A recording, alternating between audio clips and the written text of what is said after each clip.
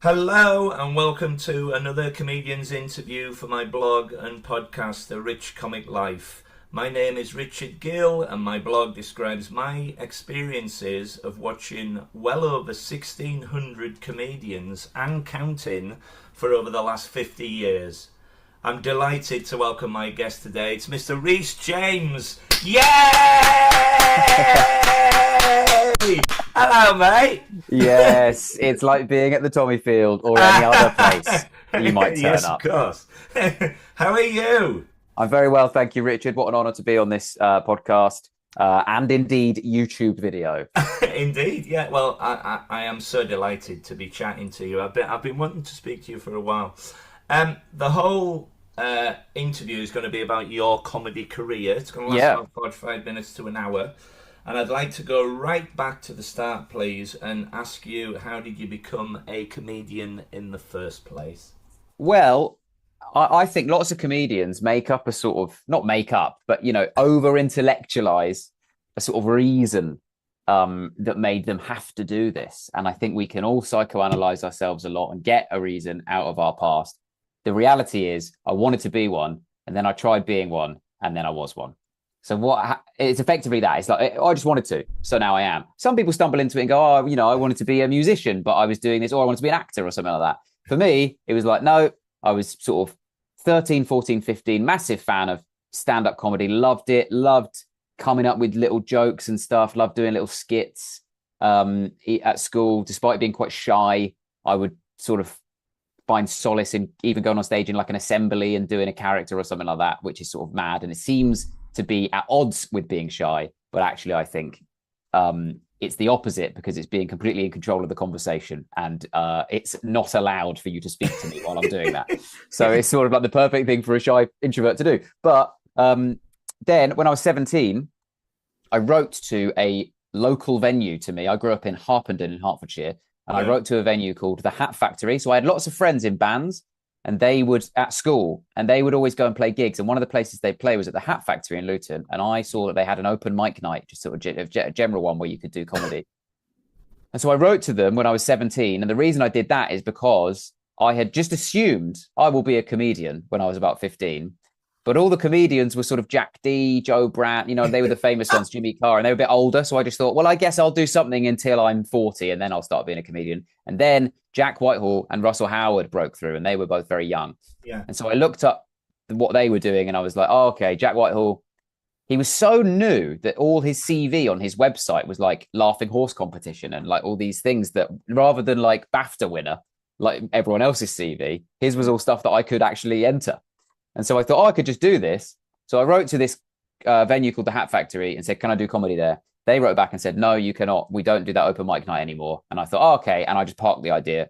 And then maybe 6 months later, out of the blue, when I was 17, I got an email from them again saying, hey, we've still got your email on file. Just to let you know, we're going to do another one of these nights. Do you want to come and do it? And when they sent that, I remember showing it to my mum at 17 years old and saying, well, I guess it's time I've just got to stop making excuses. And she was like, well, you've not been making excuses. You're 17 years old. You need to focus on your studies. Stop. If you wouldn't mind, could you delay doing? She was like, in no way are you making excuses. Like, life is not slipping away from you. You're 17. You've not even had a chance for it to sort of begin. So don't worry about it.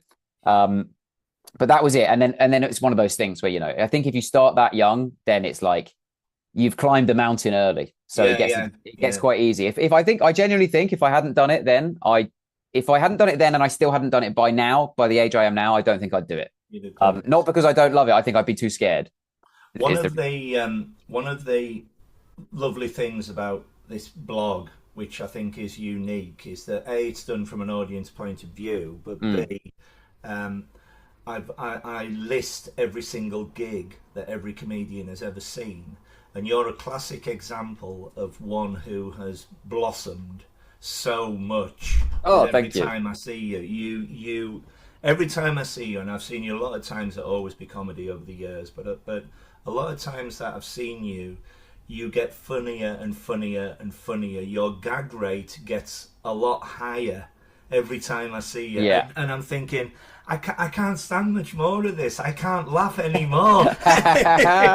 And it's so wonderful watching somebody like yourself blossom, as I say. And It's that's better the that way reason I around, put isn't them all it? down. If you were telling me every time I see you, I write a blog, Rhys, and it just gets worse and worse and worse. You should give it up. You were brilliant at 17, and you've just got worse as you've got older. The act doesn't work anymore. Well, that Time to wouldn't find work. something new. Yeah, So your first gig is at the Hat Factory. that's right. And it wasn't a comedy gig. It was an open mic gig. So Right. I got there. Both of my parents drove me there in one car, but they both were like, "This is significant." And I'd done like plays and stuff at school and like little bits. And I'd done outside of school. I'd done Oliver Twist and stuff. And so like they knew that I liked performing. Yeah. I wasn't a show off. I wasn't a show off at home at all. I wasn't one of those people vying for attention. I did it I was always like, it must be done on very strict terms that where the performance is perfect. I need a proscenium arch, thank you, darling. I won't be showing off around Go the house for in it, a my party. friend. And so, yeah, exactly. And so they drove me to this gig, but I wouldn't let them come in. Right. So they went to a pub around the corner to sort of, I guess, imagine how it was going. But I'd written all these gags, and some of them were a bit lame, and some of them were a bit Jimmy Carr. Some of them were a bit Right. like dark and edgy, but they were all Yes. it was all one-liners in any case. And yeah, I went on stage. I remember getting there. I was 17. It was a bit of a struggle getting in, maybe, but I sort of said, "Oh, I'm performing or whatever." Got there. Everyone was sat on the floor of this gig. It was all teenagers in the audience, and they're all sat cross-legged on the floor like a primary school assembly. And it was all sort of emos and goths. And there was like all these bands going on, and they were all emos and goths as well. And then when they'd finished their set, they would then go and sit on the floor. But so on stage was like a drum kit and like amps and stuff, and it was all set up for music. And the guy hosting it was just a guy with like they show in this sort of TV shows. It was just a bloke with a clipboard reading out a name and pronouncing it wrong, kind of thing. But I do remember getting there. It was like it was January and it was really cold, so I had like my proper coat, my actual like overcoat kind of thing. And I said to the bar, "Is it all right? Can I leave my coat on that hook behind there?" And they said, "No, it's for staff only." And I said, "Oh, I'm performing," and they were like, "I don't care." So, but I was boiling in the venue because obviously they're blasting the heating. So I remember getting introduced. It was like, "Oh, and now it's a comedian." All right, someone trying out comedy. Maybe even said he's a teenager. It's his first ever gig. Good luck. And then I walked on and rested my coat on the drum kit because there was nowhere else to put it. Of course. And then just sort of turned around and started. And I definitely remember getting a lot of, at least encouraging a lot of "wee" to my rather than laughter. It was just like this noise, just being like, "All right, we're having fun, way." It's a memory that it's a fond memory of it going well and it not being a disaster. It's not a memory I'd like to see video evidence of because it would ruin it completely. But it definitely felt like it went well in the moment, and people were coming up to me afterwards going, that was sort of good, actually. I know there was one other comedian who'd gone on, and he was a bit older than me, and I'd asked the guy with the clipboard who was running it, "How did the other comedian do?" And they said, he was doing like angry ranting. So, and they weren't really in the mood for that. And I was like, right, okay. But I was doing sort of cheesy one-liners in amongst sort of dark one-liners. It's a start.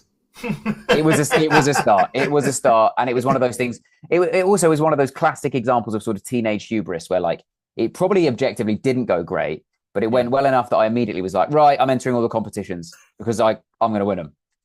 And obviously I did not, to clarify, I did not win any. Not yet. Well, so, I mean, when a new comedian starts, I will normally go along and I will be their bringer. They're called bringers. Yeah. Pubs and things. Was it like that, or was it a structured comedy show? Was it? You're saying it was actually billed as a comedy show. Did you have a set of comedians, or did everybody get up from the audience and do their bit and then sit down again? No, yeah, it wasn't a comedy show. It was like more of a music gig. Right. So it was just pure open mic. So, right. But it was, get up from the audience. So when your name is not a bringer, but when your name is called, they would call like the name of a band and 4 people would get up and then go play one song and then sit down and then they'd, you know what I mean? And it was sort of like that. And it was mostly bands. So when they called my name, it was just like, it's just a guy now a guy. And he was like, and I think he's doing comedy. Yeah. when you progressed, did you progress through pubs? Did you get gigs? How did you get an agent? So I then immediately entered every new act competition, partly because it was like stage time to a full room, really, because people would bring lots of mates to those. Yeah, And occasionally I would take people to those, but generally my mantra on this stuff was I wouldn't let people come and watch me. So when I was at university, I remember when I met all the people at university, they knew that I did this, but I wouldn't let them come for like 3 years. Because I was like, no, I was kind of like, let me get confident enough that I'm going to have a good one. Because it was so yeah, yeah. 50-50, maybe not even 50-50 of whether it would go well or not. So I started out, it was competitions, which are always in pubs pretty much when I was doing it at that point. Hoping to progress, getting little bits, nuggets of encouragement here and there, like, oh, you've got through to a quarter final, maybe a semi-final, etc. But I was 17, I was really raw. I was probably a bit quite nervy on stage. I had really long hair, like Noel Right. Fielding. And I was tiny and I was skinny, and I would try and dress. I thought my hair looked too try hard, so I didn't want to dress up too much. So I would wear like just jeans and a t-shirt because I didn't want to look like I was trying to be like Noel Fielding. I didn't want to look like I was glamorous. You know what I mean? I thought if I walk on like that, everyone will go, "This guy's a wanker" straight away. Now I know, Richard, that actually you can really use that if everyone thinks you're a wanker straight away, and you can really play on that. Exactly. Because they do now, it turns out. And I don't have long hair, but yeah, so it was pubs and stuff, and then I went to university quite quickly. So Right. I went to Manchester University, and that was a great place to sort of Very start cool. out Yeah. Yeah. because loads of gigs, Yeah. but also not massively an open mic scene in quite the same way that London had. So Yeah. it meant if you wanted stage time, often you would do 5 minutes on a professional bill. So you would go and do, or like, I'd be in a car share with the other open spot, and we'd be Yeah. doing 5 to 10 minutes each. We'd be driving 2 hours to somewhere in the Midlands or whatever. But the rest of the bill is a pro gig. And so it's 100 people who are going to watch an actual night of comedy with a proper opener, a proper closer, and a proper compare. And then we just get to try out in the middle. And what that does is it gives you the actual environment of a comedy club to get used to, rather than open mic gigs just playing to other open mic comics. But also it puts a bit more pressure on you to get it right and not ruin the evening. But you just see the mechanics of it a bit quicker, and you understand how it works a bit more. And so you just raise your game a bit more. You get more comfortable ad-libbing quite quickly. It was stuff like that. And I'm really glad that I sort of went and started there, because then by the time I finished, I kept trying to drop out. My parents wouldn't let me because I was like, I'm going to be a comedian. Screw this. I'm the best comedian ever, because I was 18. But I'm the best comedian ever, but none of my friends are allowed to come and watch. That's the sort of dichotomy for me, because I'm not that good. But then my parents wouldn't let me, and then that's good because by the time I sort of finished university, I was able to like make money from it, and could become a comedian full time and move to London sort of straight away, pretty much. That's brilliant. As you well know from me having seen you many a time at Always Be Comedy, I can't sing a note, right? Because hey, come on, songs. Come on. By whose definition? By whose metric? However, I have had a go, not at Always Be Comedy, but I have had a go at being a stand-up comedian. Is that right? I've told many comedians on this podcast this story. It genuinely happened. It was about 15 years ago, 20 years ago when I first went to the Edinburgh Fringe, and I knew the chap who did the Free Fringe, and I said, I can remember jokes that comedians tell me, and I'm quite funny in a pub, remembering the one-liners or at work or whatever. I'd love to have a go. And he said, yeah. He said, we've got a gong show for old people in the Haymarket. You come along, you'll be fantastic. It couldn't be worse. So I went along. I had a script about me crashing cars because I'd just passed my driving test in Carlisle. And I walked on with 3 old drunks in the crowd. And the first thing I said was, good afternoon, ladies and gentlemen. People think I look like Eddie the Eagle Edwards, the ski jumper, but I can't see the resemblance myself. Now, I think that's a fantastic opening line because I look exactly like it. One old fella at the back just went, fuck off, and come to talk. And that was it. And I've always thought, well, never say never again, but my calling card is sitting in the audience watching you all as proved to be. So that was start and end of stand-up comedy career. You never gave it a second go? I never gave it a second go yet, but There we go. It's I've all. just turned 58. 2 years time, I'm 60. I might do a host a comedy show, which would be wonderful. Maybe have Yeah, yeah, another yeah. go at it. I don't know. I might. It's one of the things that that has been on the radar for a while, but who knows? Who knows? Give it another But go. Get in the new act contests. That's what well, there you are. They can tell me to fuck off again. I. What do you like to talk about on stage? Do you have any specific themes or anything like that? I wouldn't say themes. What I would say is I struggle slightly with anecdotes because my style is quite theoretical and it's very bitty in the sort of almost American style of bit of like bit in inverted commas, which is sort of presenting an argument. So Mm, I'm saying I'm right about something, and I'm saying people who do this are wrong, or society should be like this, we should be doing this, da da da da.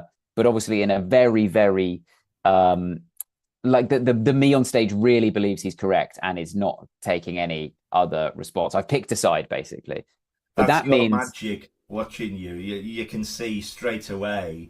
You think, right, this is going to be so good because he thinks he is right. yeah, yeah, yeah, exactly, exactly. And there's a little bit of nuance in there where I'm wrong, but the me on stage doesn't realize it, but the audience does. There's occasionally I chuck one of those out there, but it does mean that when embarrassing and humiliating things happen to me in my real life, I can't then go and say them on stage like most comedians because it doesn't work with my style. Because my style is sort of has a slightly higher status in its presentation. So I can't then be like, I'm so correct about all of these things and about life and about how the world should exist and be run. Um, Not politically, even just like what we should all be doing day to day. But by the way, I'm a complete fuck up, and this humiliating thing happened to me just now, and I'm a loser and I'm a dweeb. I can't quite do that. It never quite lands because everyone's like, why is he now being down on himself? It just doesn't quite work. So like, I can get the odd line of self-deprecation out and Yeah, it will land, but only ever if I sort of present it in a way that doesn't seem like it's self-deprecating, if you know what I mean. It almost needs to exactly. be Yeah. reverse engineered slightly, so it's sort of like I've not even clocked that I've self-deprecated myself. So yeah, it's not what I like to. It's what I think your style slightly chooses you in comedy, and you're basically just trying to find what that is.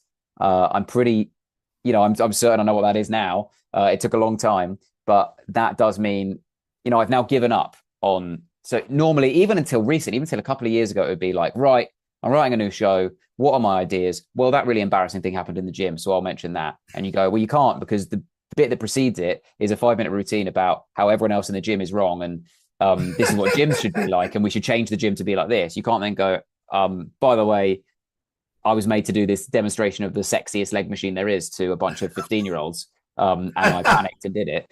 So instead, I put that all in a book because I can't say it on stage; it doesn't work. So I put it in a book instead, where I can say it and be more honest about why I feel sort of scared of humiliation all the time. Yeah, that's it. It's like, so what I like to do is present ideas on stage, Yeah, and what I really like doing, and I noticed just was the thing that was happening on Mock the Week a lot, is I like to present solutions to problems. yeah. So when we would be on Mock the Week and they'd go, "Oh, the story this week is Donald Trump's done this thing," my go-to, it turned out, wasn't to mock the thing that had just happened or mock Donald Trump. It was to go, okay, one, what's the secret reason that he's done that thing that might be funny to say? I reckon he's only done that because X, Y, Z. And if you can find a funny angle there, or two, well, here's how we get around that, and here's how we solve it. Here's how we counter that. But it wasn't fun to me to write, or it didn't come naturally to me for me to write. Oh, he's done that because he's a XYZ insult, Yeah. slag him off kind of thing. It just didn't feel natural to my style. What was fun to me was like a bit of next logical step type comedy, twisted logic. I'm a very logical person rather than emotional thinker. So it helps me if I think of stand up logically and then come up with bits based on that. So it's like, oh, he's done that. Therefore, I'll imagine a future where we do something in response and I'll get comedy out of that. That's the sort of thing I like to talk about. Tell me more about how you got the Mock the Week gig because you really came into your own when you were on there, and it's so criminal that it had to end because Mm. it was like a gateway for so many good comedians. and you shone on that. How did you get the gig in the first place?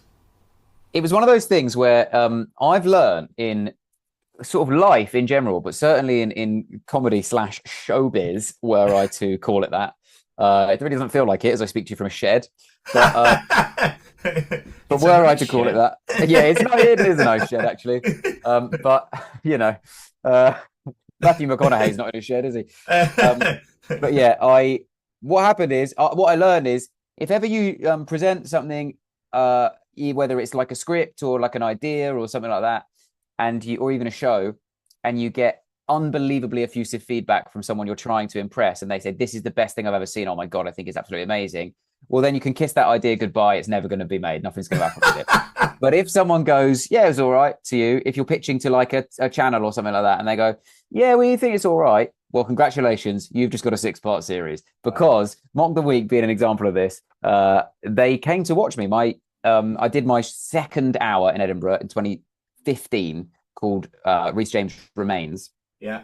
The bookers of Mock the Week, the producers of Mock the Week, had been invited along to see that when it was at the Soho Theatre, and yeah, my agent sent me feedback from them. So they'd come to watch it. She had chased them and said, "What did you think of that?" And had forwarded me the feedback, which said, "Yeah, thought it was decent. He showed some good potential."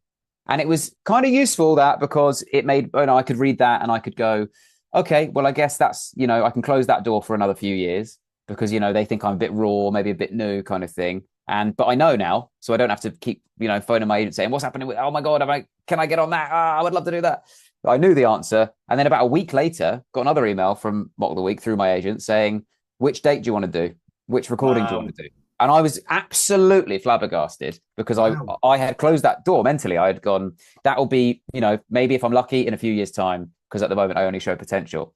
Now, what this says about the Mock the Week booking policy, I don't want to go any further. But they didn't seem to need you to be the finished article, it turns out. Well, But what was I go what on. was what was lovely for you was that you kept going on there regularly, Yeah. and therefore the question I wanted to ask you generally was there ever a point where you thought to yourself, yes, I can do this, I can do this well, I can make a career out of this is going really well, how I wanted it to go?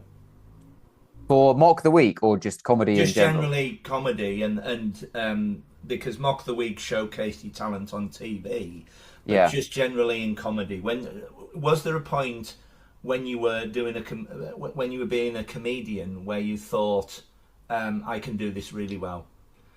I actually think it wasn't quite like that because even before, years before I did the first ever gig, there was no doubt in my mind I would be a stand-up comedian. Yeah, It was like, it that's what wasn't exactly, it wasn't like, oh, maybe I'll give that a go and hopefully there's something there. you I wanted was to do just, I was like, I want to do it. It's going to happen. I'm going to Yeah, make it happen and I won't be defeated by it. yeah, If the first gig had gone badly, I would have gone up again. I would have been like, no, I'm going to do this. So, and I'd never had that feeling with anything else. And I'd been trying everything. I'd done every hobby. I'd attempted it all and made my parents buy all the gear for absolutely everything. And they were so frustrated by it. And then stand up, it was like, so even at 17, it felt overdue that I'd finally found my purpose effectively at the time. Because it was like, oh, finally, I've done trial and error for 100 other things. And that's I wonderful. didn't gel with any of them. And then I finally did stand up and I was like, yeah, it's this, I'm being this. And so it It, wasn't that it reached a point where I was going, these are going well, I'm going to do this. It yeah. was, no, I was like, they'll all go well. My belief was, and I would bomb and I would never be like, I'm not doing this anymore. It's such a wonderful community, the community. It's so great to be part of it because for years I used to sit at the back of audiences thinking my laugh that should be insured carried, which it did. And my friend said to me, go and sit at the front one day. And I've never looked back, and I love being part of the show. Yeah. If comedians want to come on and absolutely roast me, that's just wonderful. I love it. We were at Christmas time. We went to see Al Murray, and who I love, who's been on here, and he walked on, and he has For those who don't know, he has a pint of beer when he starts on stage, and it all goes over the front of the audience unintentionally, but intentionally. And he took one look at me and just threw it all over me. He went, "Hello, Rich, nice to see you." And that's why I do it. That's the magical, you know. And you're the same. You're very good with throwaway lines, and I'm coming on to this. You're very good with audience. You can spot things straight away, and you use the audience as like a second prop for you. Yeah, if I can give the audience a character as a whole, it makes my life a lot easier on stage. If I can say, even as basic as that is, you get so many extra lines from it. If you can go, the audience are posh, the audience are old, the audience are snooty, the audience are whatever. If you can get the audience are too young, anything. If you can get that, and it's real and it feels true, then I get so many more lines. And what's worrying is I sort of had lots of jokes about a specific thing that meant loads of ad libs became part of the show. No longer presented as ad libs, but because my audiences on tour were like proving slightly older than some of the material I was referring to. And so I got loads of extra lines out of that. And probably like an extra 15 minutes of the show came from that. And then I returned to London, did the Hackney Empire of the same show, and everyone was 25. And I was like, oh, fucking hell, I've just lost 15 minutes here. I can't say. I sort of, on autopilot, I said the first line of it, and they all looked at me like, what? No, we're not. And I was like, yep. Switch on, Rhys, be in the room. But yeah, that's the thing. I don't do a lot of I don't do a lot of what's your name? Where do you come from? What do you do for a living? I don't do a lot of that type of chat. But I comment on the gig as it's going along. So you still get the sort of feeling of it being a unique. I still try to give it the feeling of it's a unique experience every night for both me and the audience to keep it interesting. But it's not often, from getting to know an individual necessarily.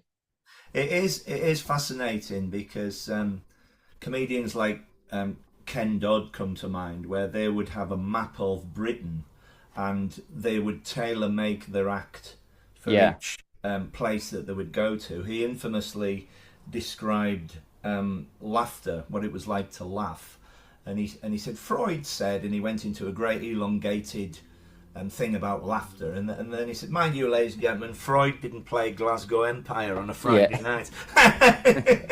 There was always a throwaway line. You're very good at doing that as well. He was amazing.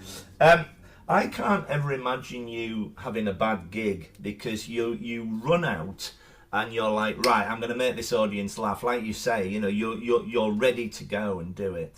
And you do. You get the audience into a state where you can practically say what you like, and you just make everything funny. Please describe the worst gig you've ever had, and then turn the coin and describe the best gig you've ever had. Well, okay, there's a few options. I'm afraid.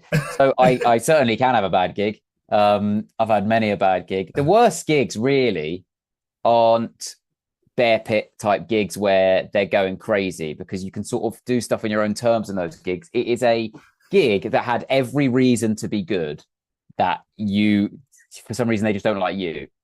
They're the ones where it's like, if you're watching all your mates go on before you and they're all bombing and it's horrible and rowdy, it's kind of funny and sort of, it's kind of satisfying that you go, well, that'll be me in a minute. So there's no point in sort of, getting all gloaty. And you just think, oh, what am I? And then you start going, I'll play to the back of the room. What am I going to say that they're going to laugh at about this?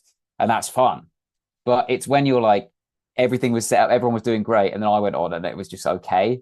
That's when it's, oh God, it feels horrible. Like when they're trying to like it and they just can't. Go on. The most significant two things are, one was, I did a gong show really early on, one of my first gigs. It was one of the only times I had to take a friend to that, and I took 3 friends along. I'd obviously I'd done 3 or 4 gigs at this point, maybe 5.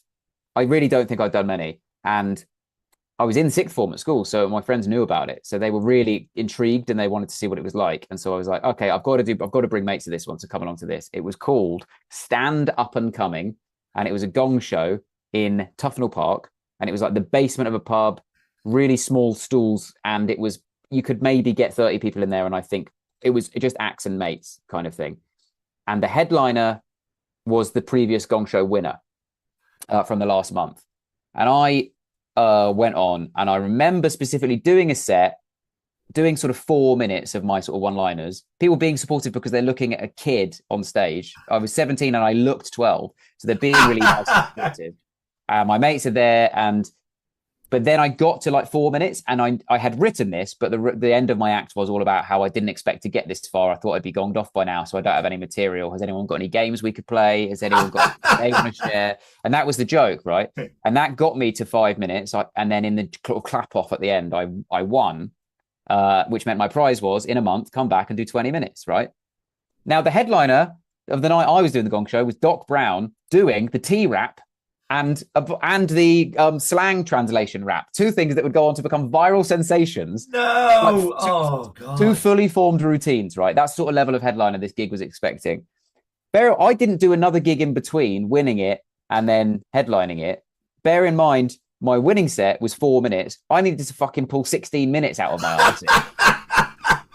Now, Rich, I've been a professional comedian now for like 15 years. Yeah. 14, 15 years. It would still take me ages to get 16 good minutes together.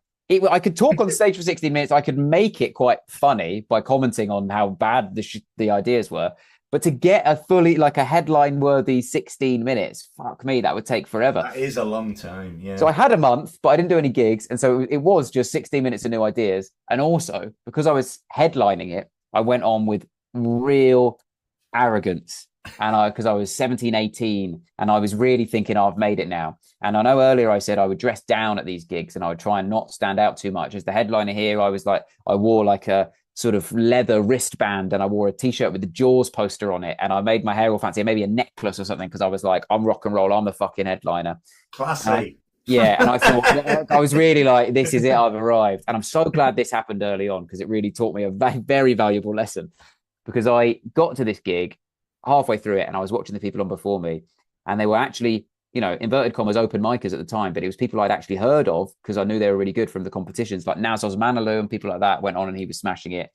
So it got to me, headline, oh, now it's our winner from last week. He's going to come on headline. And from last month, I went on. I think I opened with "What's Up." So bad start.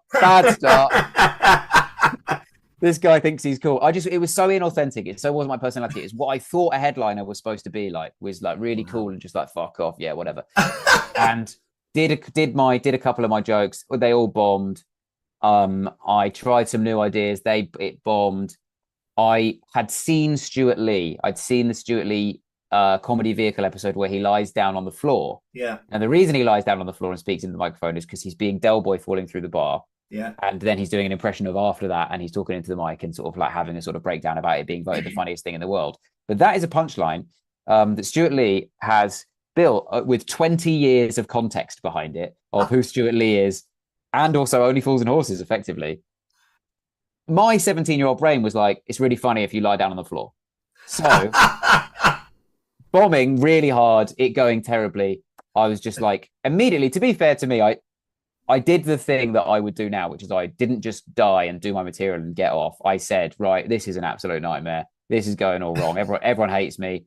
But as I was saying that, I was just getting on the floor and holding the microphone like above me like this and just being like, oh God, this was my dream, man. You guys are all crushing my dream. And I was doing this. And in a brief moment of silence where I wasn't speaking, a guy in the front row just shouted out, "What are you going to do on your gap year?" And it absolutely destroyed me. It got a massive laugh, completely destroyed me. And eventually I stood up and I came off stage, and the people who ran the gig said, "Just so you know, you did 41 minutes." And I only had to do 20. And it was like, what? You had no need, but I did 41 minutes effectively to silent. But it really made me like, I never sort of was that lax about it again. I never tried to be cool going on stage again, never tried to feel like that again of like, I'm the fucking headliner or anything like that. It was just a 17-year-old mistake. And I always prepared, like you wouldn't believe, for everything from then on. So that's the worst one, really. That was the lowest. Best?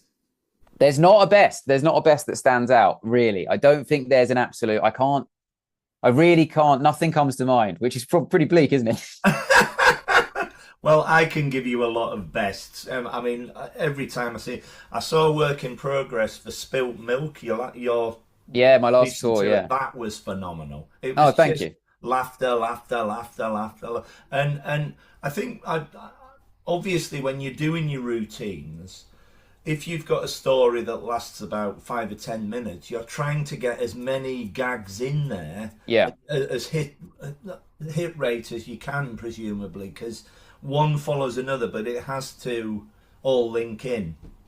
Yeah, I don't like a sentence that isn't that's met with silence. So We've all been there. yeah, I don't like, but even links and even setups, I'm always a bit like, there's got to be a way, hasn't there, Yeah. that makes this. I'm obviously scared of something. It's obviously insecurity in some capacity. I'm like, that's why I speak quickly. That's why I do all of that stuff. Is just like, no, bang, bang, bang, no time to think about anything. Done. But yeah, maybe I'm just trying to have not leave a gap for someone to say what you're going to do on your gap year. That's effectively what this has all been about. No, I guess I don't have a gig it specifically, but I think there was about 15 minutes when I played the Hackney Empire on that Spilt Milk tour. That show was felt great the whole time, Yeah. but there was a 15-minute chunk of it where I remember this feeling where I was like, there was a certain type of. I'd never played a room that big before on my own, my own show, and my own crowd. And I said, I did 15 minutes of stuff, and it was just the 15 that must have killed the hardest at this show. And there was a type of laughter that was happening that I was thinking, like out of body experience, I was thinking, I recognize this type of laughter. What do I know this type of laughter from? It's like where the laugh starts, it kind of goes back, gets like a second wind, Yeah. and they start laughing even harder, and it sort of rolls back to you. And it didn't feel disposable. It felt significant. It's such a wanky thing to say that. But I was like, wow, this must be what it's like to be a real comedian. I remember having that feeling because I thought, I know where I recognize this from. I recognize it from watching like Bill Burr. Exactly. But Bill Burr gets it for the whole hour. I was getting it for about 10 minutes. But I was hearing it being like, oh my God, that's like what a big, proper famous comedian gets in these theaters. Because everyone's like, they're just killing, killing, killing. And I was like, wow, okay, well, I must be a proper comedian then. And then I probably said something that bombed, and I was like, oh, I'm the worst, I'm the worst.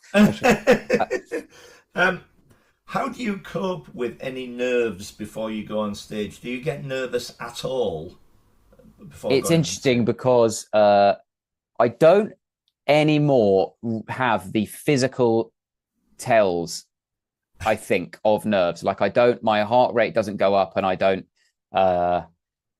sweat or anything like that before I go on. You'd think I was completely cool, calm, and collected. But what I've learned is nerves. The way it does manifest is lots of me saying sentences like, this doesn't even matter. Who cares about this gig? I'm still just going to go home after it. So it's like, it's not significant. I don't want this to go well. It's just like, yeah, if it goes well, great. If it goes badly, I'm still going home and having a yogurt after. So who cares? And so I'm like, for years, I thought that's how I felt. Now I realize, no, that's how my nerves come out. It's me saying a load of bollocks like that and pace. And like, I suppose I pace a little bit. And I'm just overthinking basically. I'm just massively overthinking. But I don't have a tell of nervous. So because I don't have the butterflies. Yeah. I think I convince myself, oh, I'm not nervous. I'm just ready for this. But actually, the fact I'm saying all of this shit means no. I'm terrified.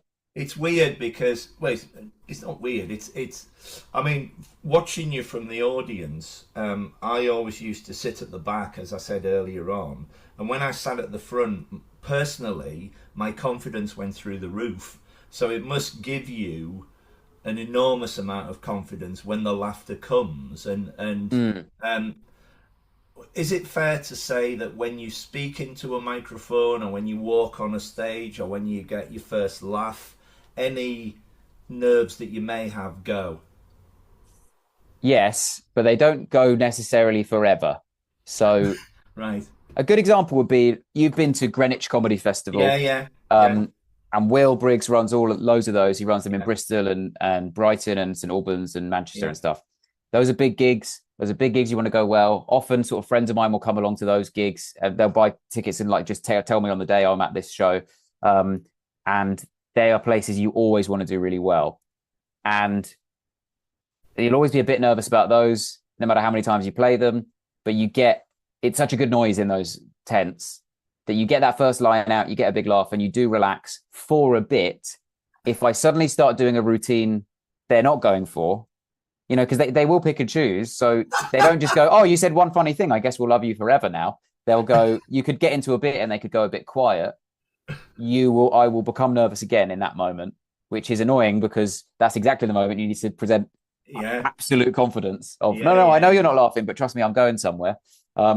If you do have a bit that gets a bit quiet, but you know you've got this big punch at the end, you feel super confident because you're like excited for how quiet they are and how scared they're getting. But you go like, but it's gonna hit so well. The yeah, times when yeah. then that get out line doesn't hit well, you're fucked. But um, but definitely, yeah, you can still get nervous. I think within a gig, if it's because it can go at any time. So Yeah, you can yeah, still, yeah. if you start to lose them, I can, and in a gig like that is a gig where I would be less inclined to turn on the audience in for comedic value.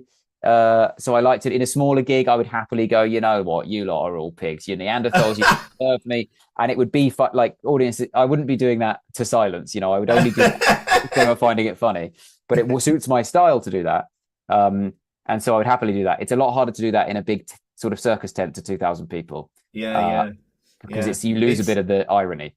It's fascinating because I've seen you play different size rooms, and I can see where it's going well. You're so up and enjoying it, and really up for it, and you're not crestfallen when it doesn't go well. You have this brilliant thing of looking a bit bewildered. Well, no, I'm going to make these That's because yeah, that's my cockiness. I yeah. can't believe that it's not going well. Wait, what do you mean it's not going well? This is completely bewildering to me. How can it not go well with these gags? Do you have a way of remembering routines? How do you Uh, remember how each bit fits in? Not really. No. I a few years ago I started. If I had a proper routine that I thought actually relied on the not the wording, but like if because I've got a lot had a lot. I've sorry, I'll say that again. Because I've got to have a lot of conviction on stage with way my bits work. Like I said earlier, where I'm being very definite about things and I'm presenting a sort of argument. Um, you can't when I try them for the first time.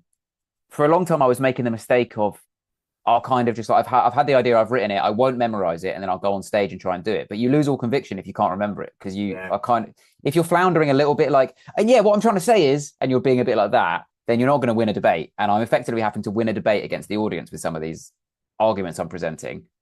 So I did start a while ago when I would do it for the first time and I'd written it, I would actually rehearse it. Not necessarily the delivery, but I would just be like, so that goes to that to that. So I'm not going to have to look at notes in the middle of a bit. Yeah. So if ever I'm doing a work in progress and I've got notes, I don't mind looking at the notes, but not in the middle of a routine. So that it can only prompt me for the start of a routine. Um, That's I, interesting. I Yeah. can't look at it in the middle. I just, even if it's written there as a full thing, even like bullet points, so I just won't. My body just won't let me because it's Well, like, also as well, you're gaining momentum telling yeah, the exactly. story, and then if you're looking, it comes back down again. It just ruins it. Yeah. So Yeah. I don't quite like. I don't have necessarily a method that, other than just doing it loads. I don't have a method for remember like what goes where and stuff like that. But in terms of when the first time I do a routine, I have started rehearsing. I stopped doing that. The on stage, the work in progress has become the rehearsal effectively. But for that, yeah, it took me a long time to realize. No, you're a slick comedian, and you always will be, much as you might You not want to are, be, you Rhys. are So it's definitely. like you can't escape it. You present slickly, even though all your favorite comedians aren't that. But yeah, so it was like, oh, embrace it then and be slick from the get go. Give these routines a fair chance because there was loads of things I was throwing out because it was like, oh, no one really bought into that. And it was like, no, they didn't buy into you. When I would listen back, I would be like, they don't believe you believe it. If they don't believe you believe it, That's it. then they're not going to get on board with it. And so Plus, you've got to rehearse. plus, as well, when it's live, the wonderful thing about live comedy is having seen so much of it is that you're in the moment and Yeah. anything can happen, and that's the magic of it for me. Yeah. When the lights go down and you're ready for the comedian and they come on and they're away, and it's just the most magical thing. Other than the most creative, this is the most creative thing I've ever done, but other than this, years ago I wrote a play which we put on for Comic Relief about me coming down from Carlisle trying to get a successful job in London. I'd never had an interview. I had a successful girlfriend, and I wrote this script, and I ran out. There was me and my mate. My mate played all the interviews. I ran out. I was on first, and I wrote monologues to try and get the story going. And I ran out after rehearsing it for about 10 odd weeks, and I forgot it. Oh, no. I was like a rabbit in headlights. I just thought, can I go to the pub? I've had enough of this. So did you improvise, or did you just? I improvised, and what was interesting was when he came on, we could bounce off each other, and it was like Yeah. a prop. And I can imagine Lads Like You with an audience. And certainly the second and third night we did it, well, we were word perfect. I was word perfect, but I It was makes all so the difference. gutted because I'd written the bloody thing, you know. Yeah, but that's how I would feel. I'd feel Yeah, exactly like that when I would write new material all day and then go to a gig and then I would yeah, not say it properly. And I would think, yeah, you're not doing it justice. yeah, If yeah, you think yeah, these jokes are good, you need to say them properly. And I just wasn't, because I would go on and be like, yeah, I know how to stand on stage by now. I know how to be confident on stage. And then it would be like, oh, like what's my way of saying this argument again? And if you don't know how to do it and present it properly, it's never going to have a proper chance. And so yeah, so you do just have to. I mean, it sounds like you had rehearsed and it still didn't work, and that does still occasionally happen as well. If I try and rehearse a yeah. bit and then go, oh god, I don't know. Gutted. Let's move on to Edinburgh and fringes and festivals. I'm very, very fortunate. I've just come back from Edinburgh. We're recording this in August 25.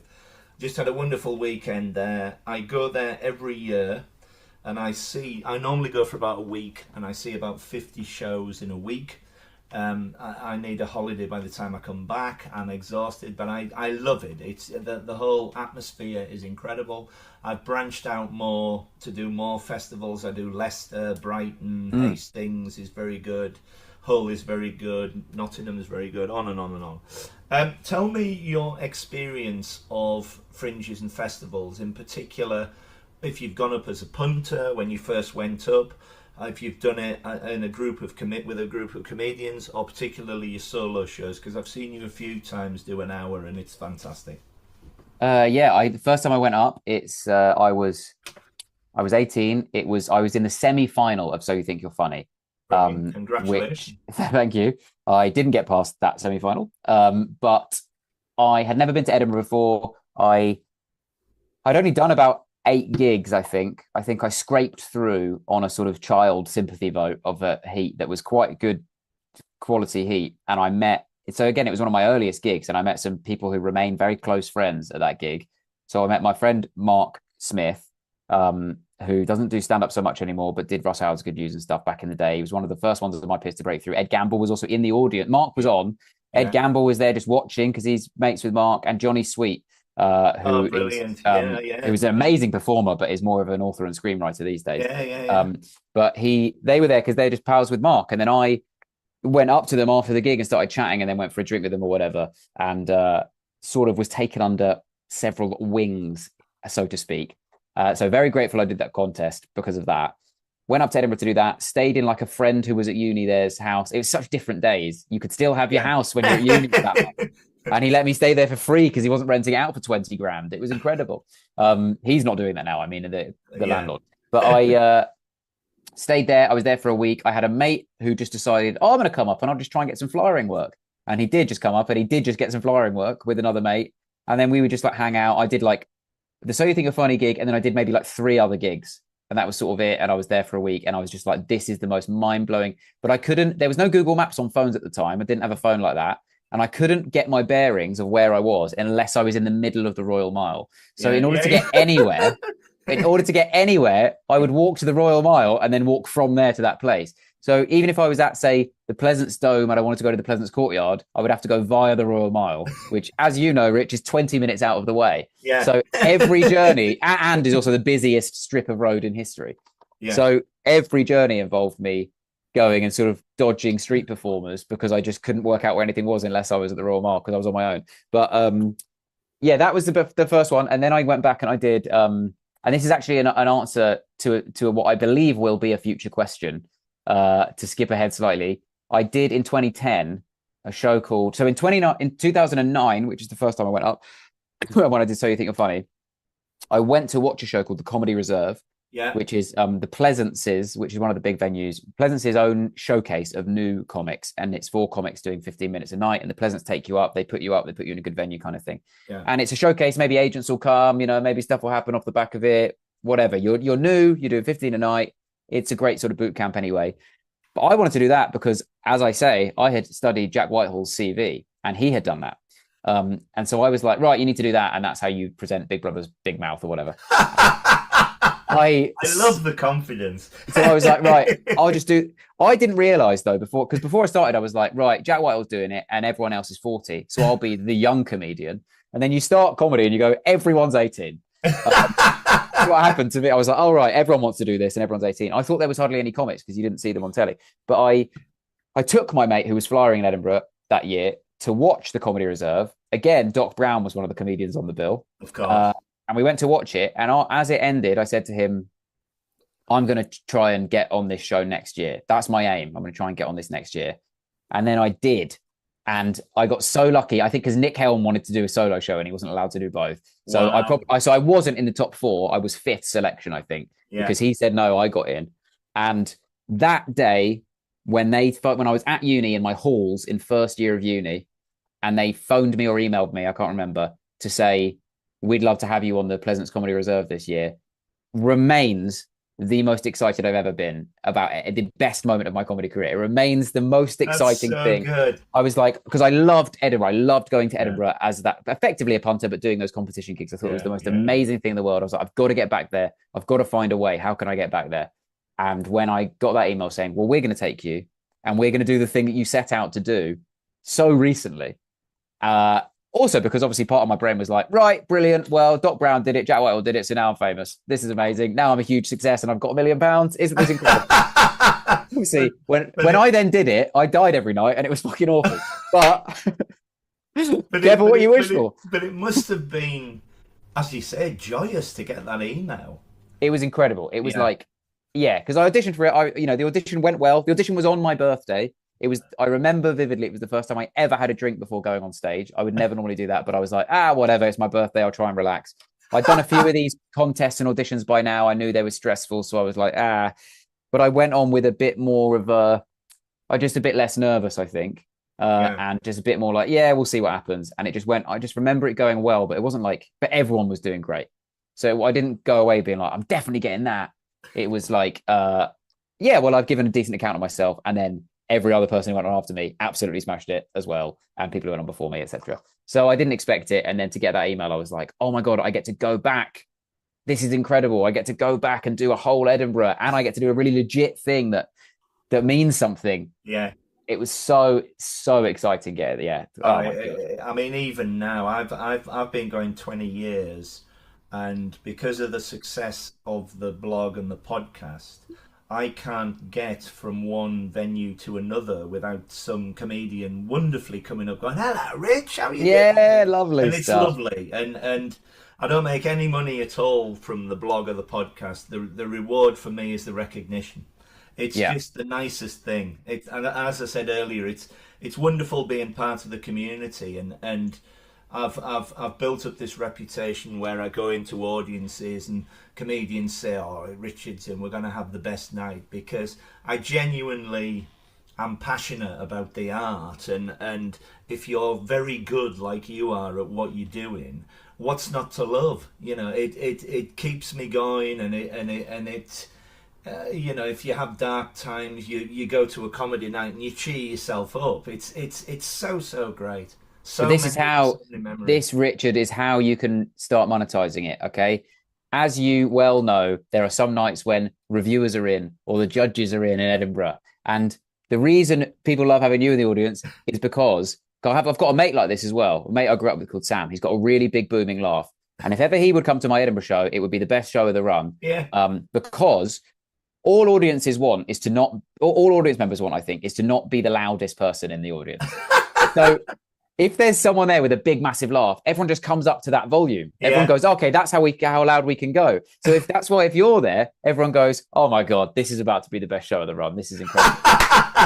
So what you want to do is tell comics, right? You know me, you've got my details. If you've got Steve Bennett in from Chortle, if you've got the head judge in from the Edinburgh comedy panel, give me a text. I'll be in the front row. Well, it's gonna cost you. It's gonna cost you. After all these years, I've never thought of that. Yeah. That's wonderful. Thank you. I will take that on board. Right. Okay. Here is a question for you. which will be interesting. I've been watching stand-up comedy, as you know, for over 50 years. Mm. How do you think, in your time as being a comedian, how do you think it has evolved? I don't know. I think it's got more honest. Yeah. I think comedy, the sort of olden day, before I started, the idea that like lots of comedy that people hold up as being amazing before I started, which is amazing, is a sort of quite specific style. It's very one-linery, lots of it. It's very sort of jokey, and it's a little bit distant from itself, the material. Now, that might be because that's what was on telly, and you could argue that's what's on telly now. So I just now know more about the non-mainstream stuff that's out there. So I might be comparing apples and oranges here. But I do think like an act like Bill Hicks wouldn't stand out now, because the reason Bill Hicks was so exciting at the time is because it was like, wow, someone being so raw and honest about the state of the world, not just telling me a bunch of jokes to take my mind off it, someone who's going to like pour their soul out. And you go, well, that's every Edinburgh show. So it has become a thing of like, a Bill Hicks in Edinburgh now is every. Yeah. I saw him 20 odd years ago in Manchester with an open mouth. The fact that he could just go and do and say anything. He came on at midnight and everybody was just so in the zone with him. He had that presence, but also he could say whatever he wanted. And you're right. And everything now at fringes and festivals, folk rightly so can just say what they want and do what they want. Yeah. And also, Bill Hicks would still stand out in terms of talent, and he'd still be head and shoulders above of most of the fringe. What I mean is, stylistically, it was so different because comedy. It seems like comedy at that time, certainly mainstream comedy, was just very, very light and very, very line based. It was all about having good lines, and I think comedy. I think you stand out now if you are a one-liner comic. So I think it's flipped on its head, basically. And that, I think, is how it's changed a little bit. I think I've seen it go in and out of, is dark comedy trendy? I'm old enough now that when I started, my heroes are Frankie Ball and Jimmy Castle. I was writing jokes like that I'm now embarrassed to have said. But then it got really the other way, where it was like, wow, let's look up all the jokes people said in that time with this modern context and cancel them for it or whatever. And then the opposite to that became, no, I'm saying whatever the hell I want. And now it's sort of back. But it's sort of, the internet has made it all sort of niche. It's fascinating. So it's sort of easy. If you go, actually, I want that edgy comedy, you can have it. And if you go, no, I want that sort of, more progressive style of comedy, you can have that as well. And no one's stepping on any toes, because it's not like, oh, you're getting the TV gig over me, because it's like, that's not the competition anymore. It's about minutes on the internet.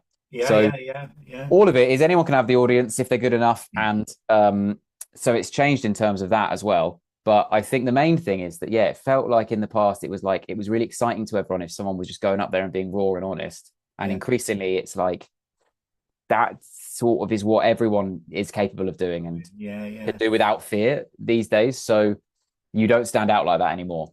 That's fascinating. It's a great answer. Who makes Rhys James laugh apart from me?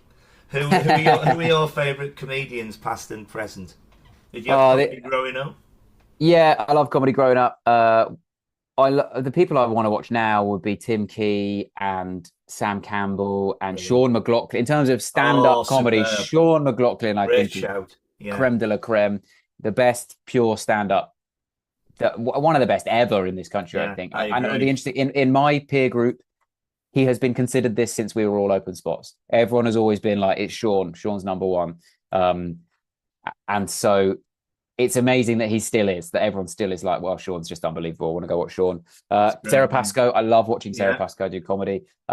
Jacqueline Novak Jacqueline Novak's show, Get on Your Knees, is one of the best examples of writing I've ever seen in my. The performance is also sensational, but the writing is like, I was like you, I was open mouthed. I was like I just didn't blink, because it was like watching magic. I've never seen anything like this on stage. It's unbelievable how well put together this is.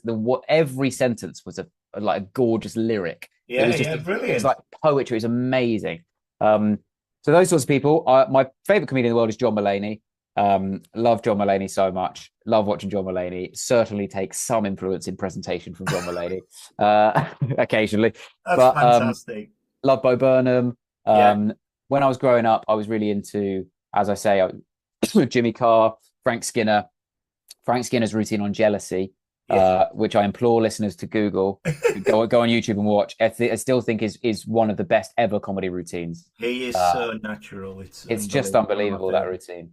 But also I was really into like Spike Milligan Yeah, and yes. Great. like certainly book wise, I was really into, and Steve Martin. Oh, he's my And favorite film comedian.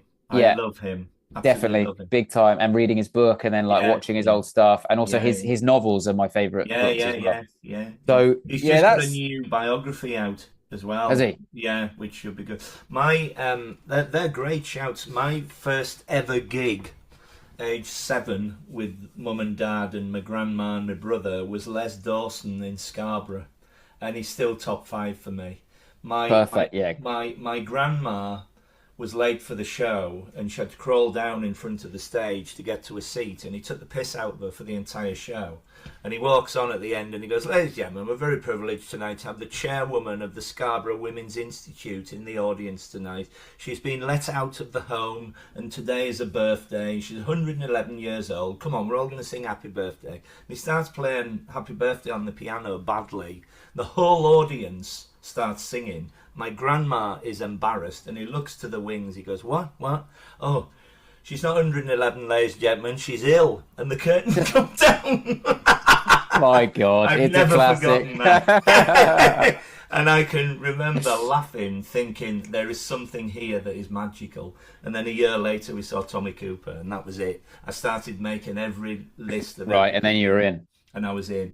So you mentioned Well, also, before. yeah, honorable mention then, if we're talking about things we saw as Mm, children that was funny, to yeah. Sooty and Sweep. Oh wow, mate, you're one up on me. I would have loved that. Yeah, Oh, I went they to were watch Sooty and Sweep. fantastic. My grandparents were mates with Matthew Corbett, Oh or wow, like knew him. yeah, Is it Matthew Corbett? Is that his yeah, name? yeah, yeah, Yeah. yeah. And so we would go and see Sooty and Sweep when I was staying with my grandparents all the time, Brilliant. and they were just Sooty and Sweep so funny, obviously Just so the funny. best. Yeah, to not have either of them talking, Yeah, and it was just the look to the camera. It exactly. was genius. And to have such characters with you Yeah, couldn't even no facial expressions beyond the ones that are just always on there. But still, you knew that Sweep was cheeky. yeah, You knew that Sue was uptight. You know. yeah. And then, of course, I started going every week, and I came down to London. I've been in London 30 years. Very early on, my favourite opening line ever to a gig was, of course, Harry Hill. I saw him downstairs at the King's Head, and well before he was famous, and he brushed past me and he jumped up on the stage and he said, "Ladies and gentlemen, I'm really sorry I'm late tonight. I had to have a testicle brought down." And there was a pause and a laugh, and then he said, "From Derby." And when I met him 30 odd years later, he went, "Richard," he said, "Yeah," he said, "I still tell that to this day." He's one of the best. I Um, love you, him. I absolutely love him, but I've seen everybody. I'm so privileged to have seen everybody. You mentioned Frank Skinner. I saw his Edinburgh show last year and I'd never met him. And I'm hanging around outside waiting for my next show, and he walks out with his manager, and I go, "Frank," and he goes back a bit, and he went, "Yes." I said, "Oh, I'm such a big fan of yours. I hope you don't mind. Would you mind if we had a photograph, please? I've just seen your show. Could we have a photograph, please?" He went, "Oh, thank God," he said. "I thought you were going to ask for a refund." Always on. It was wonderful. So funny. But so many of them. I think you're one of the best. I love Josh Widdicombe. I love Ron Yeah, great, Nathan. great. I love Kerry Godliman. We've just seen Yeah, her do an fantastic. hour. Just so many great comedians. It's so good to be part of it. Like me, do you go to a lot of comedy as a member of the audience, or have you been as a member of the audience? Did you? Yeah, I probably don't go to as much as I should, but when yeah, I like going to the Soho Theatre and sort of like Yeah, sneaking in at the back of the Soho Theatre and it's a watching. wonderful thing. Yeah, Certainly, like I go to a lot of there's something psychological about the Americans coming over here that you think, well, they'll never come back, so I've got to go see the Americans when they come. But yeah, it means you see so much amazing stuff. Kate Berlant did a show at the Soho, which is one of the best things I've ever. It was yeah, unbelievable. Patty Harrison's show was fantastic. yeah, yeah. Um, I love going and watching those things. I like going and watching. Yeah, like lots of people are my mates now, so it's sort of like I'll pop in like the Bill Murray maybe to watch their work in Yeah. progresses and stuff like that. And I do like going. I don't go as much as I should. I am looking forward to. I'm going to Edinburgh to do one book event, one chat with John Kearns about my book. I was And going to come on to this. I've saved this till last. but I'll be there. But I'll be there for just that. That's the only gig I'm doing, and the rest of the time I'm there, which is only 3 days. I've just booked loads and loads of shows, and I'm very excited to go to Edinburgh and get to do it That'll be from brilliant. that side for the first time in years. I know you're doing it in Edinburgh. I'm coming to see you in London. Oh yeah, One with Ed Gamble. Yeah, Ed Gamble's going to interview you. My old friend Ed Gamble. Yeah. Yes, he's so cool. Tell me about this book. The book is a memoir, which is a pretentious thing to say, but it's I've learned that is not the same as an autobiography. So a memoir can be just about a time in your life. So it's parallel between past and present. It's really about sort of social anxiety and shyness. I was a really shy, socially anxious kid. I still feel a lot of dread as an adult about lots of things, and I try and cancel lots of things, come up with excuses to get out of stuff.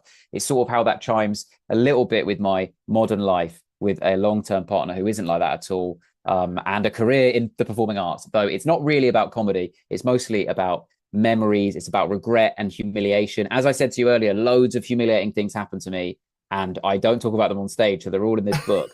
but a really significant one happened when I was a kid, which is I got my pants pulled down at school in front of, it was the most cliche thing in the world, in front of the prettiest girl in the class. No, oh God. And it's sort of about whether or not that event that happened when I was like 14 informs all of my decisions in my life now.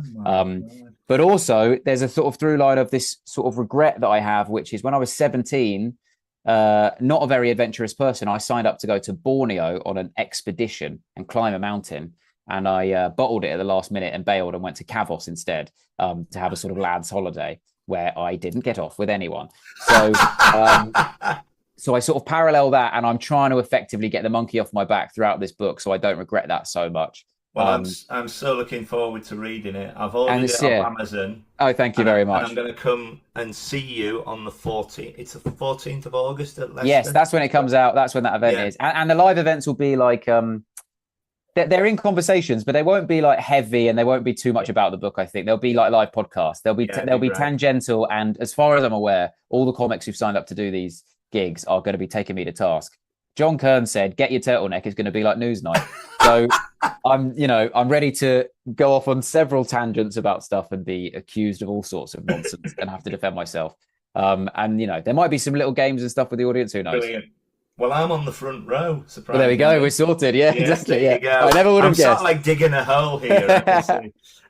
Thank you so much for your time. I think you are one of my favourite comedians, and I don't say that to everybody, but you are so talented at what you do. Just before we go, is there anything else you'd like to say? Mention any podcasts, anything like that, and in particular your social media handle. Where can people find you? Well, first of all, I'd like to thank you for your very kind words and let you know you're one of my favourite audience members.